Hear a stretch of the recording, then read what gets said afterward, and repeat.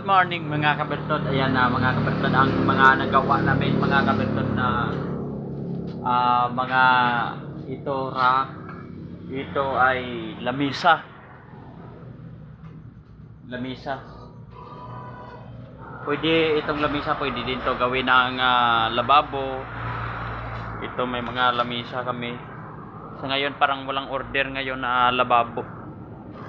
Ito maraming rack nga nagpagawa sa aming rack. Ayan.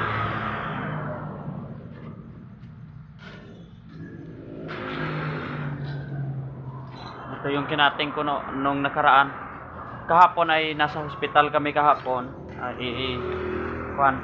Tinapos namin. Natapos talaga yung ginawa namin kahapon. Doon sa may hospital sa La Carlota. At ito ang mga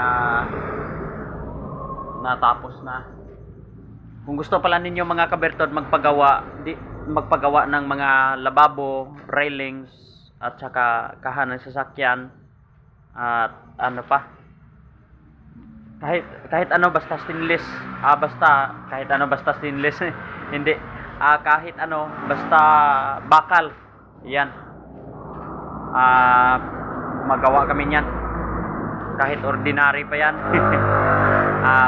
Portahan, gate, gumagawa kami. Yan lang mga kabertod.